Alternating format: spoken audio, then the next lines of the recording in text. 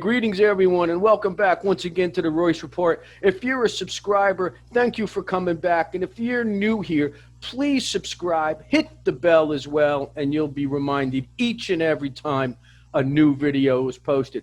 I have the privilege today of being with a good friend of mine, Tommy Hilcken. And he's not only a good friend, he's also a mentor of mine in the speaking business. He's an international entertainer, and he is also in the business of peak performance and empowering people through his company, Tommy Hilcken Productions. Tommy, thank you so much for making some time for me. I know you have a busy schedule. We've been trying to do this for months. So welcome, and how are you doing today, Tom?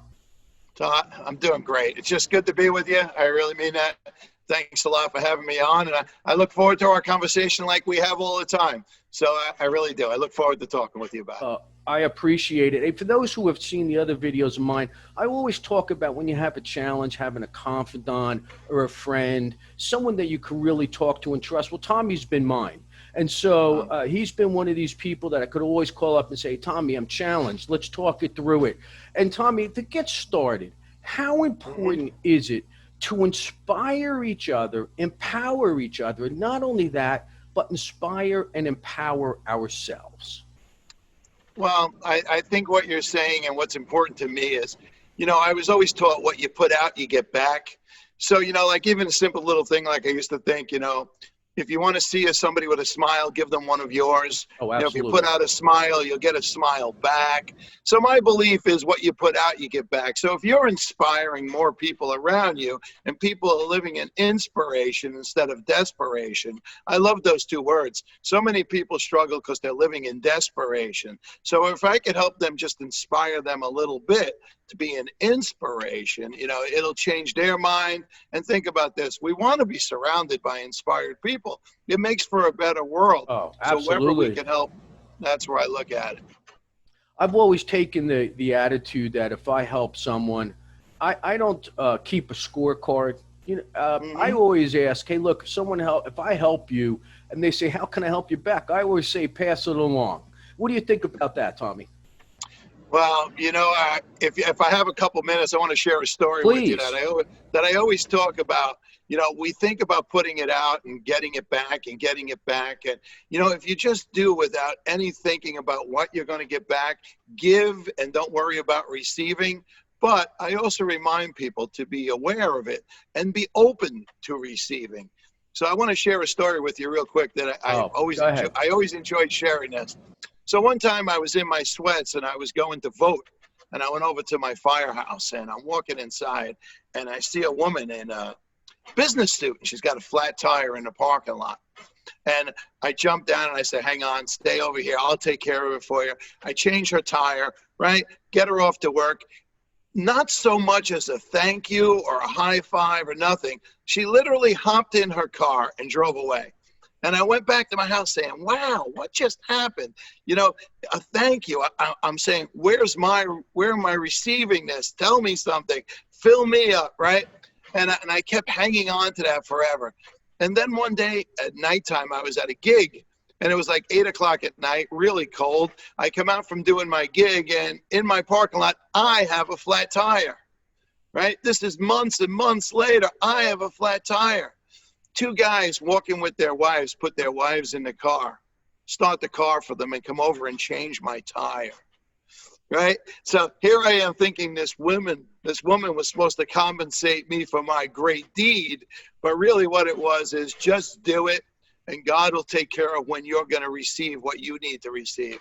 Very, very fascinating to me that out of nowhere these guys showed up and changed my tire. Coincidence? No, that's an amazing story. The same thing happened to me once.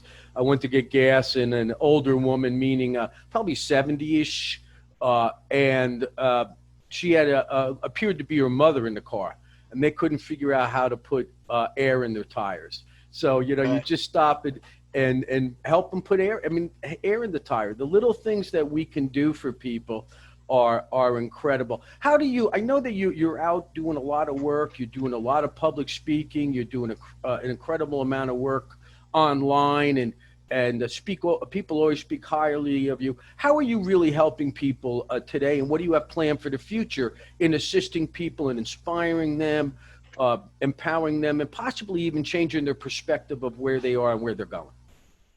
Well, it's a very interesting way to look at it. Now, if we were doing this interview any other time, it'd be a different world. You know, pretty much everything is shut down and momentum has completely stopped. So it's a completely different mindset, is how do we keep moving forward with faith more than anything? With, you know, Zig used to always say, with hope in the future, there's power in the present, right? But Great many, quote. many people, yeah, and Great many quote. people right now are struggling, feeling hopeless because they don't see a light at the end of the tunnel.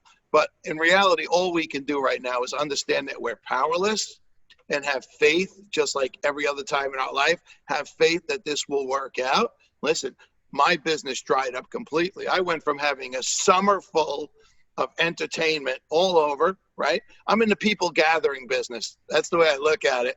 And people aren't allowed to gather. Oh. So you want to talk about something that'll dry up your business. But my mindset is I have to keep this right here. And I would say it to anybody listening. Keep working towards the future. What's going to happen when this open? Are you going to be ready?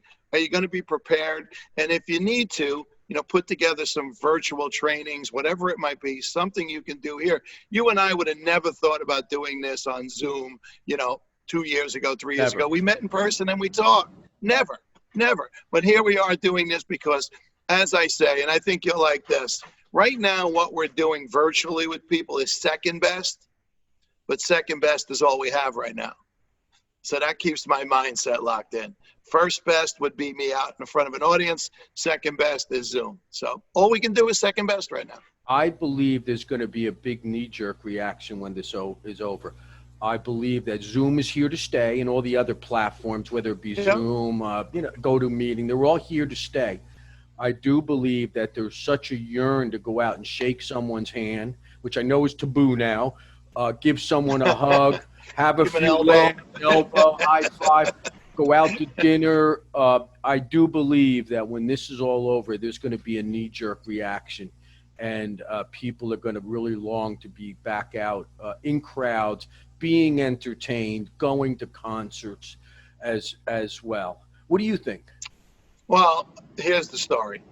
The energy of live entertainment or a live comedy or just being with people socially, the energy people get off is what we connect. What they give off is what we connect to.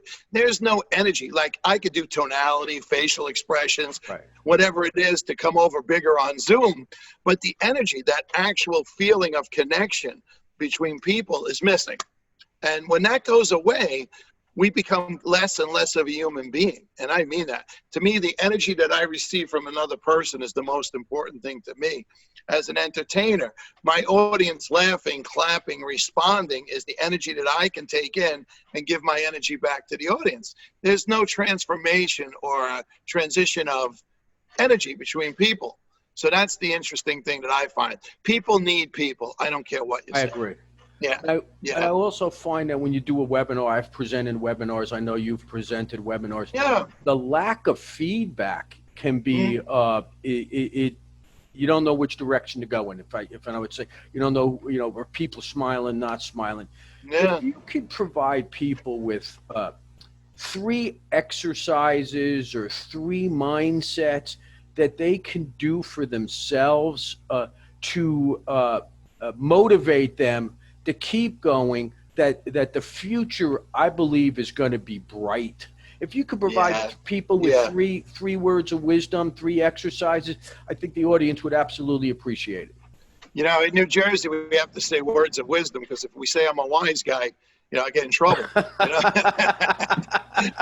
That's well, I should have worn my black today, but I see that you did. It's true. Yeah. You know, but that's interesting. You know, I studied with the best of the best when it came to mindset and programming and, you know, how to belief system and all that kind of good stuff. So for the people of today to talk about, let's talk about, everybody always tells you to have a great attitude, right? So if I was to ask you or anybody on this video watching this right now, how would you define attitude, right? And every one of us would probably have a different idea of what attitude means to them. So what I did was, when I was studying with Bob Proctor and trying to find out, the greatest thinkers and Napoleon Hills and people like that, what made them tick? And pretty much it was attitude. But they also defined what attitude meant to them. So I'm going to tell you what attitude means so you can check on three different things. Attitude to me is a combination of three things. It starts with your thoughts, right? If you have a head full of stinking thinking, right, you got to switch it. You got to get positive. It starts with your thoughts. But then your thoughts become your feelings, because they go into your emotional mind. And now you start to feel a certain way. So if you've got stinking thinking, you're going to have stinking feelings, right? So thoughts become our feelings, and then our feelings become our behavior. So if we want to monitor who we are as human beings, it starts with good thoughts, sending out good vibrations to our body, which in turn will help us carry out good behaviors. Now, you can look at it any way you want and where you want to start. You can start with the behavior, start with the thoughts, do the behavior, and the thoughts will change, right? A lot of times you get up in the morning, you don't want to go to the gym, but you get up and you go anyway. And when you're done, you say, wow, I feel great. I'm glad I went. So sometimes we got to think about that. How's our thoughts? How's it making us feel? And what's the behavior that we attach to it? So when you do the behavior, get up every morning and decide what behavior is going to lead you where you want to go, and continue to do the behavior. It's a simple little process, but everything we want or will ever want will be driven by our behavior, right? Good or bad. Absolutely. When we behave badly, we get bad results. When we behave well, we get good results. So that's what I want everybody to remember.